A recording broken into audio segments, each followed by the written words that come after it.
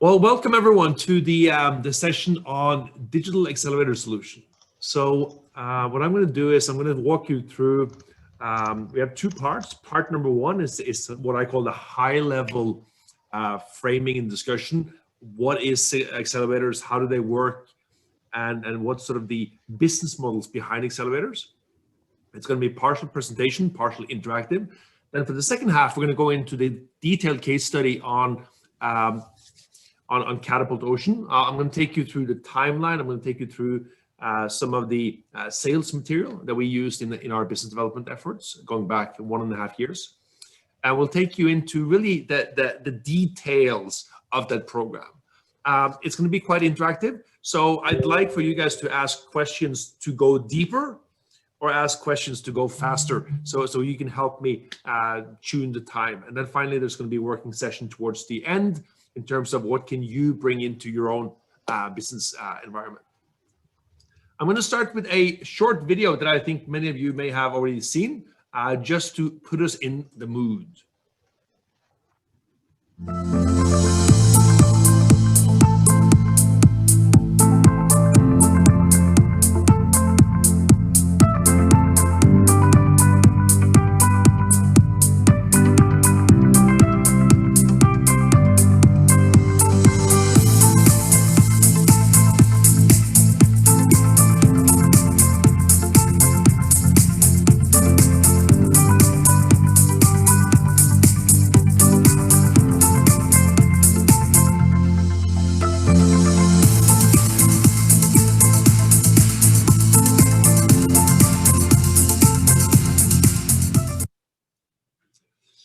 So that's what I wanted to share in the opening. And if you had asked me a year ago, I would have said no way that we would have done this and be doing this. But it was really the collaboration that we started developing with Catapult Ocean, combined with a lot of the development that we have been doing over the last 1.5 years, that got us here. So I am going to give you a Miro link. You can, of course, choose to join me, and we'll be working through the Miro setup ourselves. Or if you prefer, you can just sit back and watch my shared screens. I'll be sharing my screen as well, and then you choose if you want to interact or you choose to just sit back, enjoy the triple martini, and call it work. That's completely up to you. Now, as you're getting into the Miro board, I would really invite you to answer the first question. What do you hope to get out of this session? I know some of you may have a lot of experience, some of you have a little bit less experience, but I'd really like to hear, what would you like to get out? What do you hope to get out of this session? So that's the first question. For those of you that have no prior experience with Miro, you are very welcome to use the Zoom chat. You can just call it out, and Adelina and myself will sort of catch the comments as they come flying. We'll make sure that you get involved, even if you're not actively using Miro. So right now I'm seeing 4 people, Hussein Nir, Frederick Lubisa. I'm hoping to have a few more of you guys join us on the Miro link that's in the Zoom chat.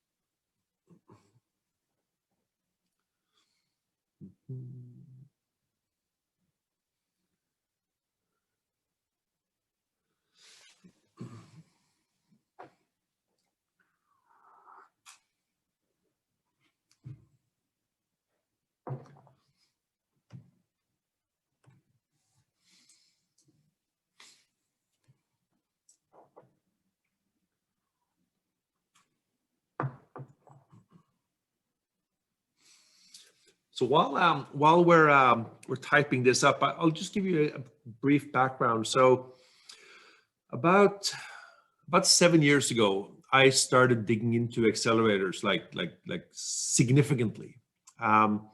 We started working on what could new and more innovative accelerator programs look like here in the Nordics. I funded and I started several accelerator programs, both a corporate accelerator and then a venture building or pre-stage, pre-seed, pre-company accelerators.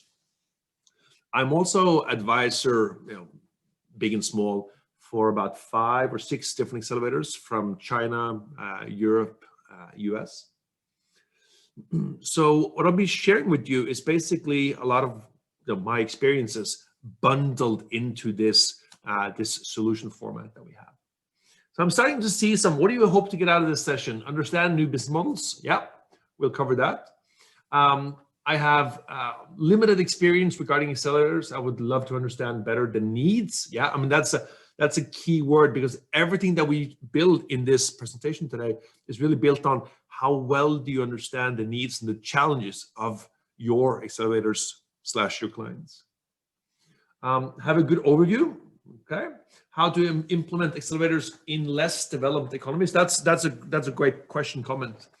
So we are in this session really working on the assumption that there are different accelerators in place. For some of you, if you are in countries or regions where there aren't accelerators, that's not quite what we cover, but we can easily include that. So when you leave this session, you will have some good ideas of how you can actually build and start an accelerator yourself. Again, that's not the topic that we planned, but we'll make sure to bring that in. More perspectives on the process. So yeah, we'll absolutely go through different types of what we call the working process for accelerators, both for the physical face-to-face and for the digital. And of course, we will show you how to apply the concepts and how to sort of learn from our previous programs. We'll loop back to this towards the end. Now, I want to ask you a second question, and please feel free to keep working and keep writing as we get started. The next question is, what is your level of experience with accelerators? So we basically set up a pretty simple, line here, and we'd encourage all of you to put your names in. On the left hand, or my left hand side, is what is an accelerator and how do you even spell it? Meaning, I have no idea what this is, but I'm curious to learn. In the other end of that scale, I have personally built and run several. I know Rick Rasmussen is running a parallel session, but if he was in here, his name would be sort of to the far right, because he has worked with, he's helped build, and he's helped run several accelerators. So if you guys want to grab a Post-it or just put your name anywhere on this line, it will help us understand where are you, and I'll adjust accordingly.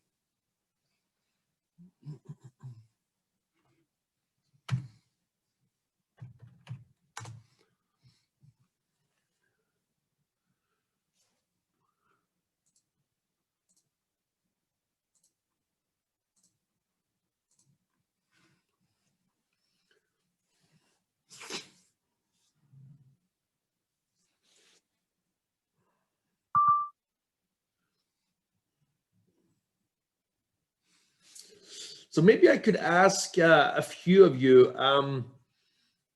Liselott, I know we haven't spoken very much, but could you maybe tell us a little bit about your background and your experience working with accelerators? You are probably one of the most experienced people in this session. Yes, hi. Thank you so much. I'm not sure I am, but I've worked a lot with it. So if I start with what people normally would think about as accelerators, it's actually a lot around startup accelerators. And I worked in a lot of startup accelerators. And I usually call them, they're following very much similar steps as you would do in any digital transformation.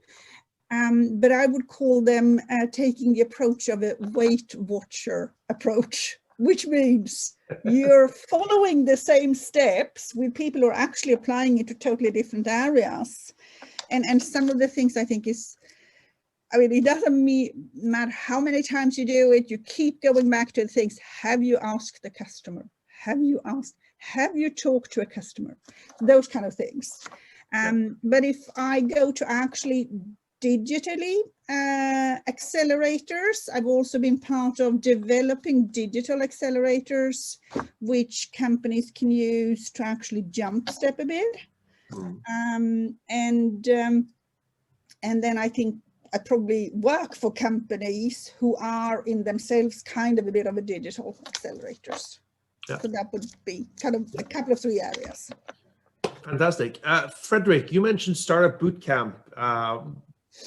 What can you tell us about that experience?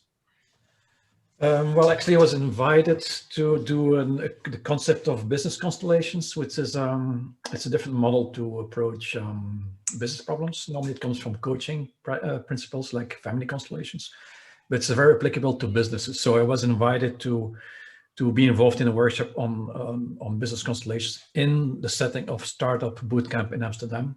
Yeah. It's quite good, well-run startup accelerator based in Amsterdam. They do pretty good. Well, they have a program for 3 months, I believe. Yeah. And they do have a good program.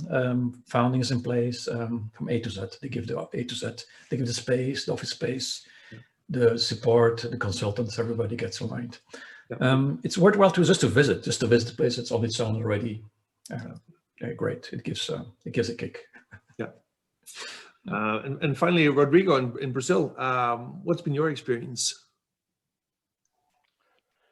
I made an investment in a group of investors in one accelerator here in my state. Yeah. And participate of 2 sessions in order to decide what companies would receive the investment.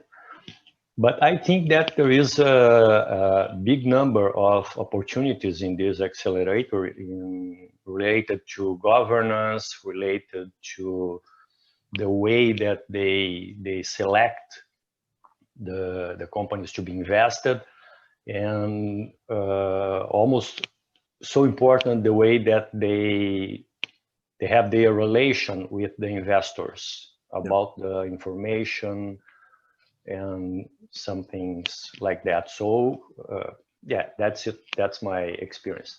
Yeah. So one thing that we naturally see is that certain ecosystems, let's just say Berlin, London, Amsterdam, New York, San Francisco, they have really mature ecosystems. And just as a natural consequence, there are many, many high quality accelerators. Then you have other ecosystems that are more, let's call them on the rise, Kuala Lumpur, Malaysia, Thailand, Bangkok, Oslo, Norway. Over the last couple of years, we've seen an explosion of different accelerators. And then finally, you have you have ecosystems that are maybe a little bit behind the curve, and those are now starting to move. So in the last couple of years, we've just seen an explosion in the number of accelerators around the world. But very importantly, we need to understand what is the business model and how are they different. Now, I've advised and I've worked quite a bit with the National Norwegian Innovation Agency to help them understand that an accelerator is not just an accelerator. There are very different models and very different drivers and very different incentives behind them. So I'm going to spend a little bit of time with you on this, and then we're going to do a little exercise on this. So there are many different business models, but in my view, there are 3 dominant business models, and I'd be happy to discuss, maybe we should expand this, but I see 3 main business models for accelerators. The first one, and the most common, most popular, especially in mature ecosystems, is the venture-funded, equity-driven. So in this case, the accelerator will take equity. So typically they'll come in and say, we take 7% ownership. You get usually $150,000 US. It may vary. You pay us 50.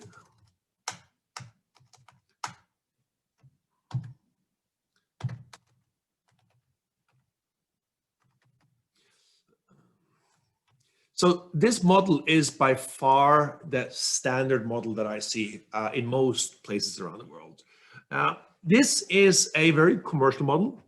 It is a for-profit model. And if you do it well, everybody wins. And I mean everyone, from the LPs, the investors behind the accelerator, to the fund managers, the accelerator staff, the startups, co-investors, everybody wins. It is a very, very value development focus with strong, strong, strong economic incentives. That's the main model. The other model that is much less common, but it does exist, it's what I call the paid model. Basically, the startups pay to attend. So you may have a program fee, and you can almost call it a consulting gig. The fees or the prices may vary from 10,000, well, actually, I mean, 2,000.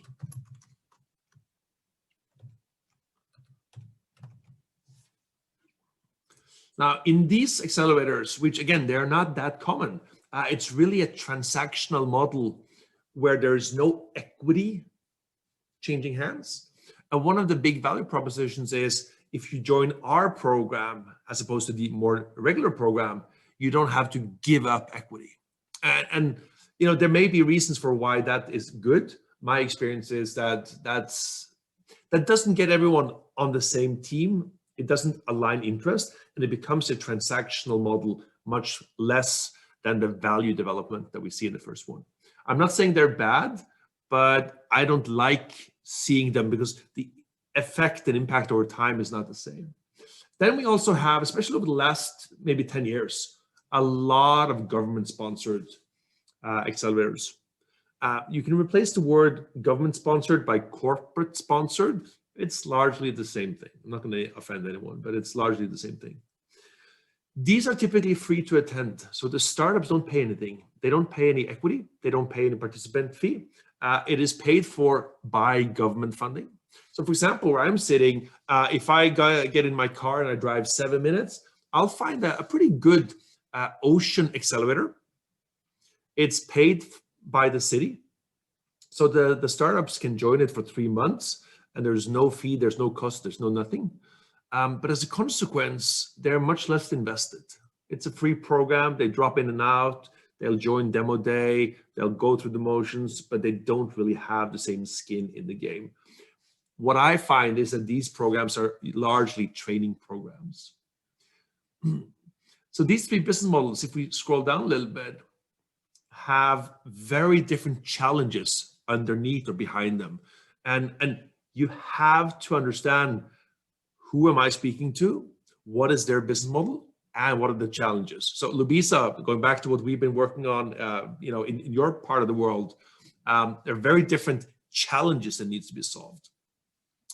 For the equity-based business accelerators, they are perfectly aligned for value development.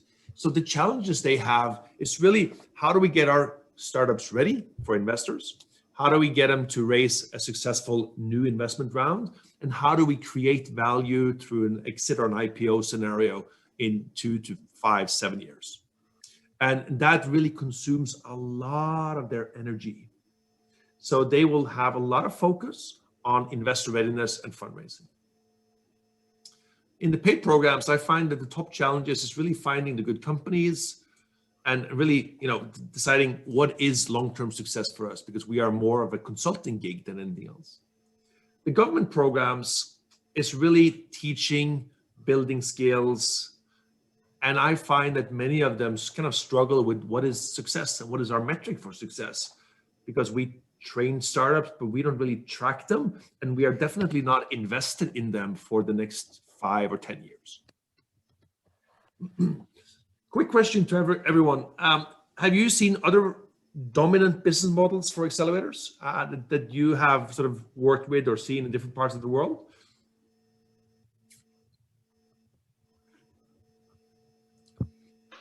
No, here in Brazil, we do not call accelerator the third model. We call them incubators.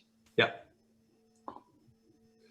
Yeah, same here. It's a mix of but usually we don't have any of the venture sponsored accelerators, at least in Serbia.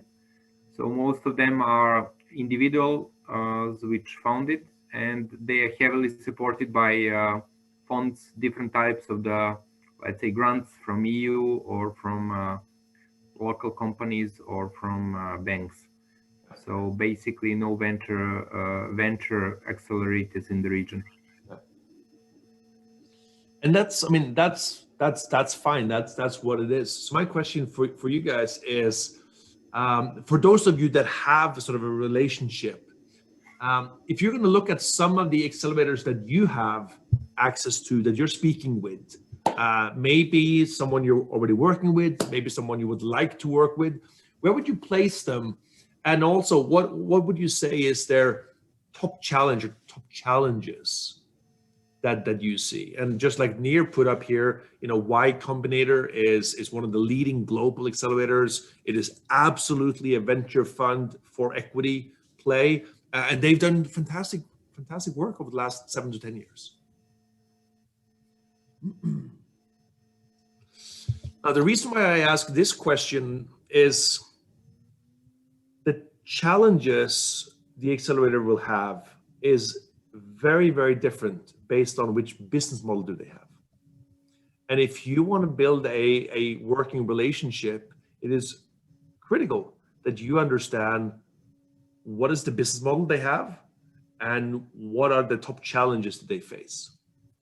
And it's unlikely that it's going to be the same challenges across the different business models. So in the case of Startup Bootcamp Amsterdam, Frederick, you know, I would say that they offer programs both on the venture fund equity side, and they also have programs on the page. I agree. They do both. Maybe they start in the middle, but then they very quickly they go to the left. Yeah. But the idea is like low entry, although they select quite a lot. But yeah, you can argue on that. So they mix both. Yeah, absolutely. Now, if we add COVID to this, we've seen something interesting.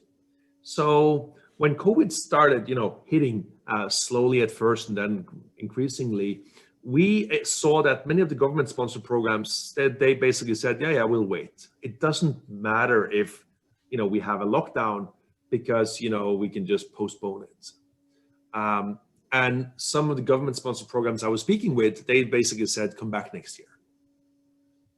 The paid programs, they went into a sort of a break.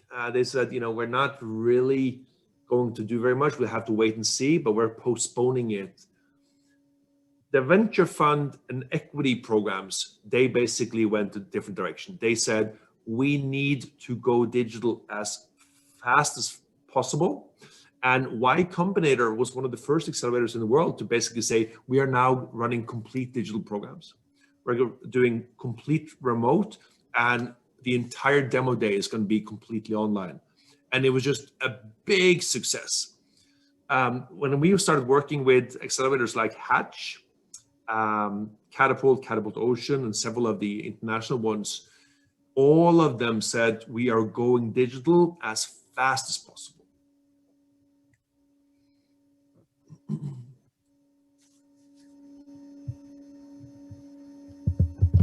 I think it's interesting what I'm seeing at this on this picture. We have, you know, already quite a distribution. We have Y Combinator on one side, Startup Bootcamp, and then you know, one example of corporate accelerator in Israel, and a few others kind of coming up as we speak.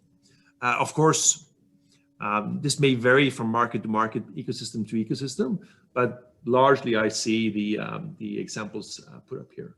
And this is important because who you are going to speak with and what pain points you're going to touch on will be very different based on who you're speaking with across these three business models.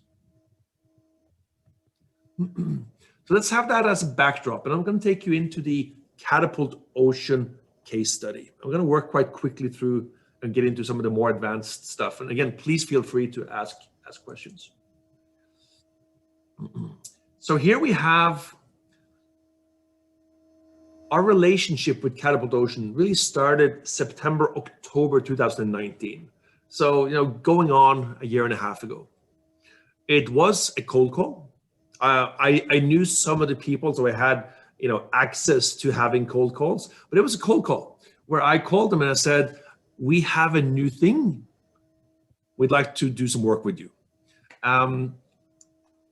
I probably presented it like we have a really interesting simulation. I'm going to show you the first slides that we sent them a year and a half ago. So this is a phone call that I had a year and a half ago. And they basically said, what do you mean you have a simulator? What does that mean? We already have a program. We don't need anything more. So I put together this presentation. I sent them. I said, we have a new way of working for accelerators that every single startup needs. And they didn't believe it, of course. They're like, yeah, right. But we flipped and said, we believe that the problem you have and the problem your startups have, poor growth plans, low understanding of investors, low in readiness, and difficult to raise funding. Now, notice these phrases, they all belong to the business model on the venture fund and equity side. They would not be as relevant on the trading side. And on this slide, the decision maker with Catapult Ocean said, yeah, we recognize these problems and challenges. This is interesting. And we said, well, we have a solution. We have tools, canvases, software application, and a simulation that we believe can help your startups scale better and faster. And again, they said, we don't really get it, but it sounds interesting. One of the things that we said to make sure that they would understand it was, we have something like the BMC for startups, but better, more relevant. And again, they didn't quite understand that. Equally, when we showed them the scale-up bundle, and again, this is 1.5 years ago, they said, yeah, it looks interesting, we don't get it. So we said, we can help you on stronger growth plans, deep understanding of investors, high investor readiness, much easier to raise funding. That is what we can deliver to you. Now, open question. What do you think the accelerator said? Again, going back 1.5 years. Wild applause, positive yes, positive no. They were not interested. Positive no. No, yeah, positive. Again. They still didn't Come get show it. us. Come show us. Well, no, they didn't. It was a positive no. And especially when I showed these pictures, I'll just go through them quite quickly. What are these guys doing? They're sitting around and playing card games. It looks really strange. I have no idea what this is. And, you have all these people working, we don't get it. And it was just really clear that as I was presenting this, again, digitally, they didn't get it. So it was a very positive, very friendly no. So what do you think we did? What do you think we did 1.5 years ago? Assassinated them. We said, we will come to you and we'll run a free program. We'll take the time, we'll take the cost, travel. We'll have 2 people. We'll come to you and we'll run a free program. At first we said a free workshop, but we realized we needed more time. So we said, we'll come and run a free program. So when you have a 90-day program, we will come and run a program inside your program. Nir, what do you think they said?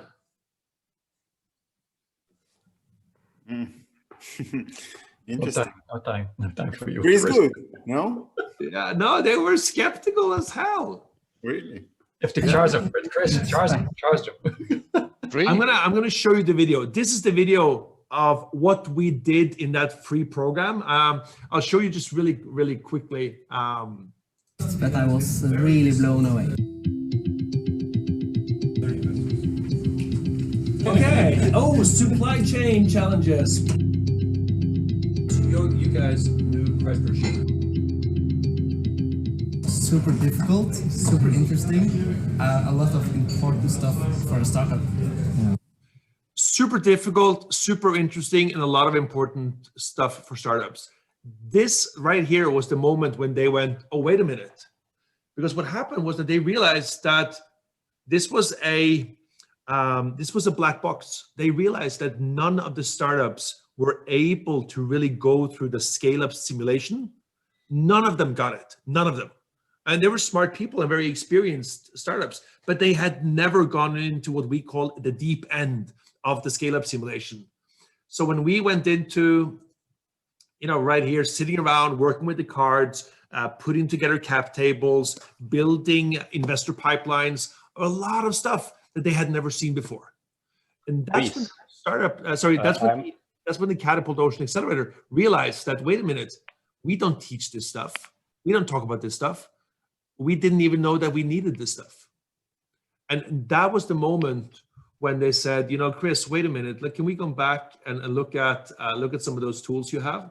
And can we come back and look at that software application? And can you come back and show us? Because these people were really struggling, but in a good way, to get it. And that was the magic moment. It took them a full 3-session program to actually understand that, wait a minute, this is actually really, really valuable and interesting. And then COVID hit. Chris, can I ask a question? Yes. What exactly did you do in the 3 sessions? I mean, the simulation itself? Good question. So we did 3 sessions. Each session was about 6 hours. Session number 1 was only the scale-up simulation. And it took us 5.5 hours to really get to where we needed to be. We had, as you saw, a big group around the table. Session number 2, we worked on the scale-up map, the investor map, and the long-term funding roadmap. And we hooked it back to the simulation, but we worked specifically on the separate companies. And when they realized what was actually inside those tools and canvases, they said, wow, this is very interesting to us. In session number 3, we worked on investor readiness, and we basically trained them on presenting to investors, not in a product presentation, but in an investor language, investor-friendly presentation. And again, we connected it back to what we were doing in the scale-up simulation. And when they saw sort of how these different, we call them tools and pieces, how they fit together, they said, Chris, there's something here that we don't really have inside our program, and we want to get more of this. And that's where we sort of left off the conversation in the beginning of 2020. So back in like February 2020, they were starting to figure out, okay, how do we bring Chris and strategy tools into our programs? And then of course, COVID hit. So one of the first phone calls I made in February was to Catapult and said, we need to talk, because the idea that you're going to fly 12 companies from all over the world to Oslo and have them, inside an accelerator for 3 months, forget about it. And at first they didn't believe me. They were like, no, it's going to be fine. This virus it's only in China. Yeah, no. So it took them a couple of weeks, but then they came back and said, Chris, we need to develop a complete digital program. Can you help us? And that's what you see on the screen. This is what a digital program design looks like. I know it's my ugly handwriting. I know it's a little bit tricky to read, but this is basically what we did. So we took a few hours, I think it was a Sunday, and we developed a 4-week program that had to be delivered in a digital fashion only. I'm going to show you what this looks like when we cleaned it up, but I want you to see how it started. And in here you can see pre-work, the digital workshops, the different tools, the project work. So everything came out of this piece of paper. And I'm going to switch screen to this. There we go. So now Adelina has magically transformed my handwriting to a proper project plan. So here you see week number 1, 2, 3, 4. So Strategy Tools got a project to deliver a 4-week hands-on, completely digital investor readiness module inside an existing accelerator program. So they had a 3-month program, and we were given 1 month and said, you are in charge of running this 1 month. Week number 1, your investor readiness level, like, are you really investor ready? Week number 2, finding the right investors for you. Week number 3, building your long-term funding strategy. And week number 4, what we call love at first sight, which is really about, are you a good match with your potential investors? This is the format. Down here on the left-hand side, you can see the project design, some pre-work, live digital workshops, and we had in total 1, 2, 3, 4, 7, 8, 9, 10, 11, 12, 13. We had 13 digital workshops in that month, and all of those were face-to-face. Sometimes we were working on canvases, sometimes we ran the digital scale-up simulation. But this is the key right here. So we built the whole program around the different startup series tools that we have with strategy tools. And you can see they got introduced to the tool, and then they had to do project work. So it was a lot of work. Some of the teams have told us that they have spent more than 100 hours working on the tools during the program. So the majority of work was not in the digital workshops. The majority of work was in the project work that they had to do. I'm going to zoom in a little bit. So in the first week, we worked on the Startup Index. That's a new tool that we haven't officially published yet. Works really, really well, working with startups and investors. Then we worked on the scale-up map. And the scale-up map is just it's one tool, it's one canvas, but it can take you weeks, if not months, to really develop it in full. Then we worked on the investor map. And here they had to go out and map out 100 relevant investors and come back with them the next week. And then we would discuss and check, have you been able to identify 100 relevant investors and plugging them into the investor map? This is not done in an evening. It takes days and days and days of work. Long-term funding roadmap, again, mapping out investors, placing them in, and really working strategically on your investor development. Again, more deep dive into the investor map, long-term funding roadmap.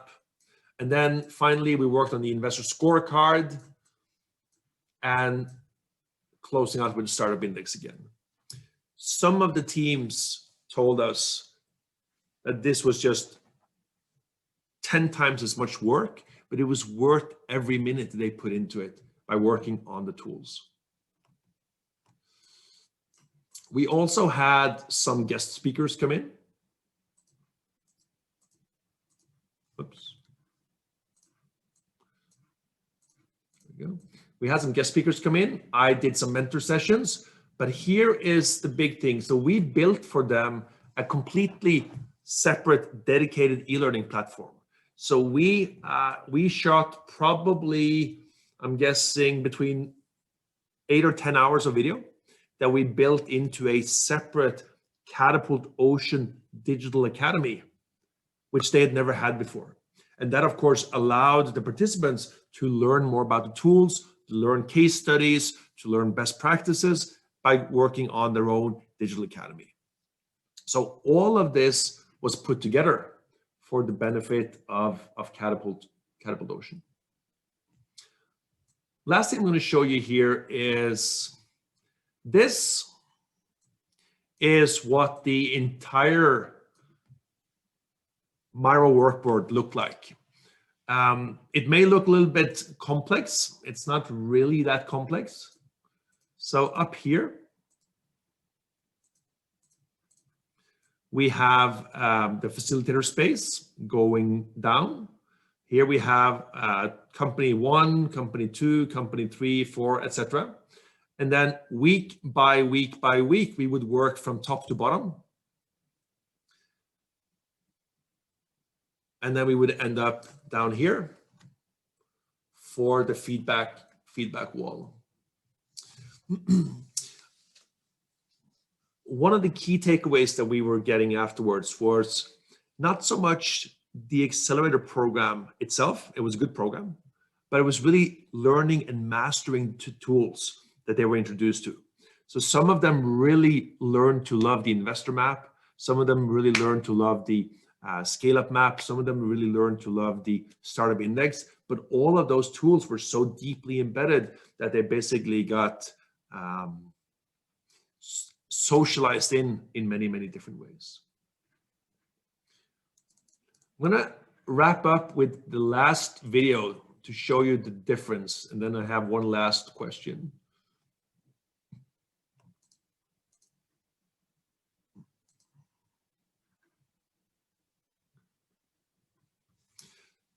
I'm gonna pause this for a second.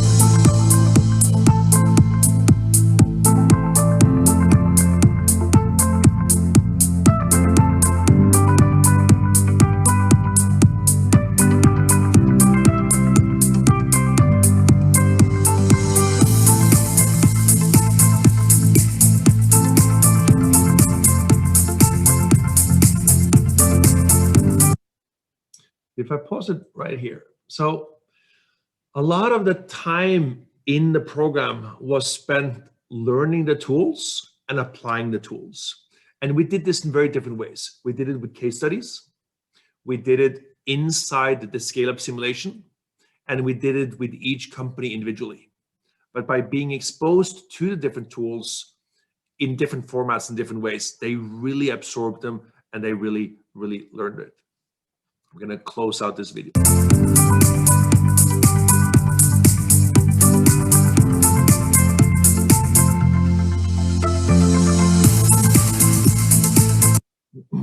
One thing that was really important to us, which is even more important going forward, was this was not delivered by us. We were offering this as a service to the Accelerator.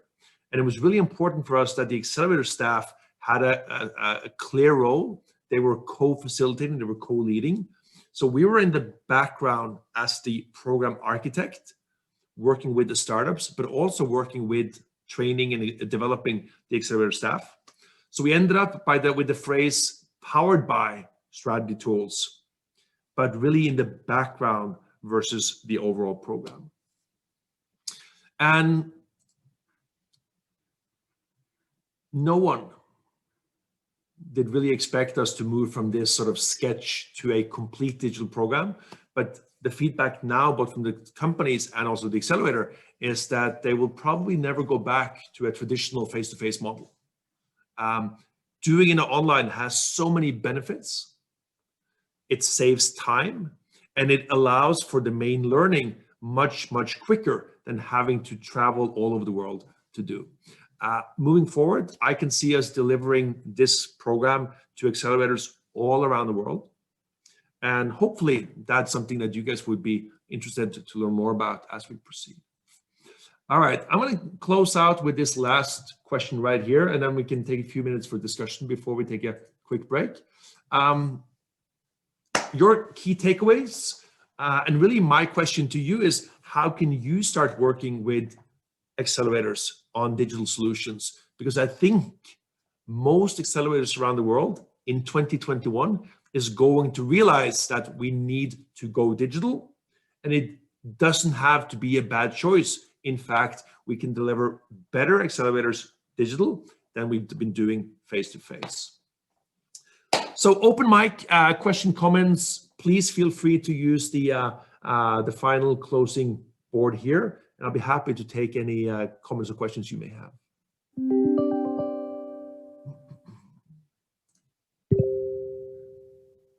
Chris, I have two questions.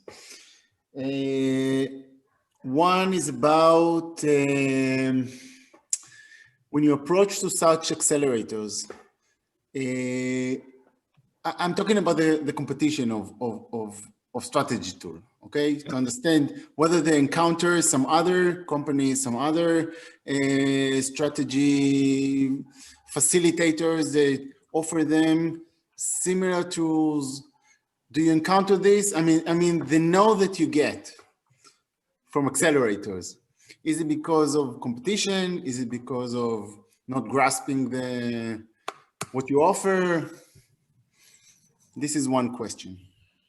Yeah, I'll give a quick answer. I think some accelerators don't need it, and that's fine. I mean, if you look at accelerators like Antler, like Y Combinator, like 500 Startups, they will probably say that, you know, good work, Chris, but we don't need it, and that's fine. That's fine. So we've said that like the top 5% in the world, they are fine. It's the next 50% that don't know that they need it, which is really the interesting part. Because they're doing good work, they have good companies, they have good staff, but they have massive knowledge gaps. And that was the case with Catapult Ocean. They didn't know that they needed this.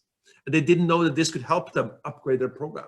And that's why we had to deliver a complete free program to really show them what we could help them out with. And then it's the bottom half, like the least developed accelerators.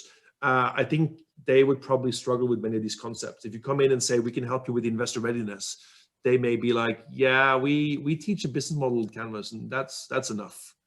So I like that top 50% and the middle 50, because once they realize that, hey, there are things here that we don't know, boom, that's when you can get things going. Okay, and in continuation of that, do they judge it in the end by its ROI, or they like impressed with the process and then? Well, I hope that they will be able to judge it by the ROI, and there is a method for doing that. Whether they'll choose it down the road, we don't know. In this case for Catapult Ocean, they based it on interviews and feedback, exit interviews with all the startups. And we did get really good feedback, and we get a lot of comments from the startups that this investor readiness module, that's what we call it, needs to be in the programs going into the future. But you can measure it in different ways. Yeah. Okay.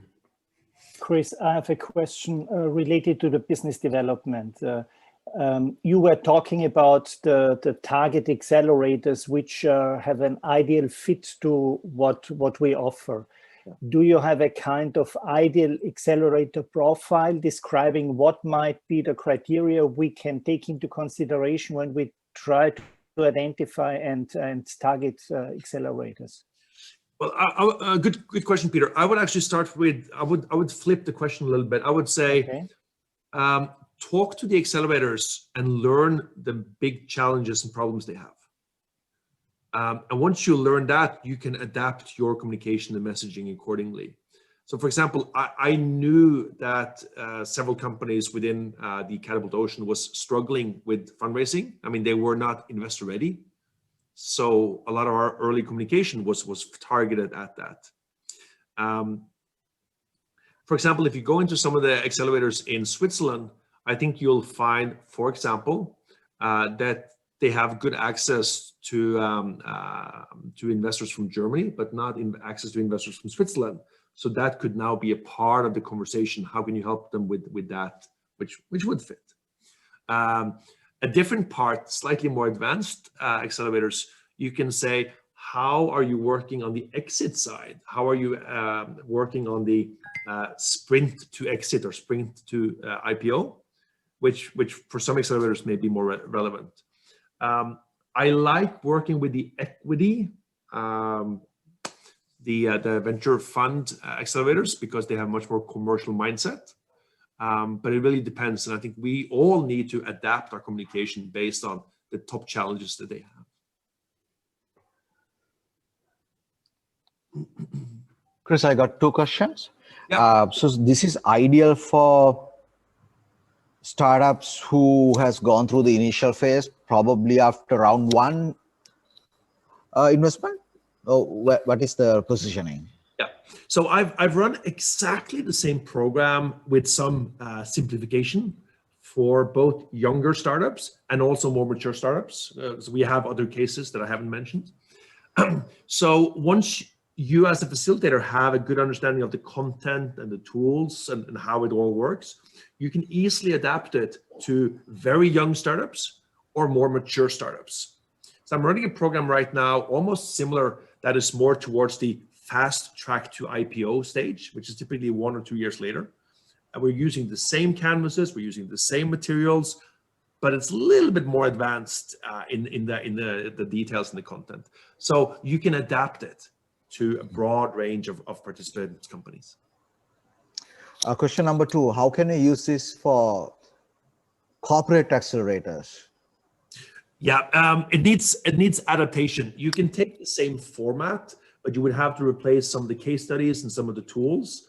But it's exactly the same setup with some digital, some project work, putting in some canvases, doing project work. So it's a lot of the same building blocks, but it needs to be adapted a little bit.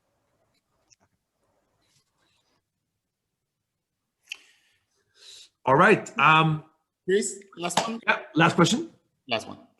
About the dynamic of the simulation of such of an accelerator.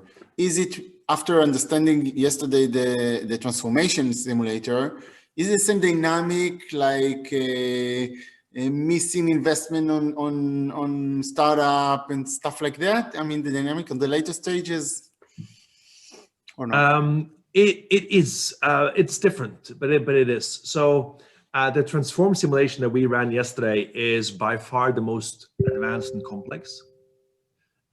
Scale up is the medium complex. And the supercluster simulation is the least complex.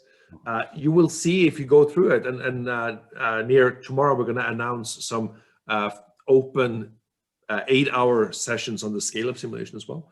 But you'll see if you go through it that it's really more internally focused. It's not so competitive versus the other teams, but it really requires you to think strategically and make sure you can handle your investor math and your cap table math, which is good fun.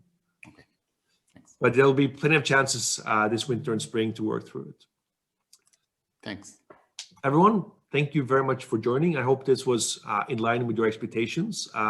Personally, I'm very passionate about this topic, and I'd love to work with more of you in bringing this out, whether it's in Europe or Asia or Israel or other places. But our goal is really for you guys to learn this and for you to deliver this in your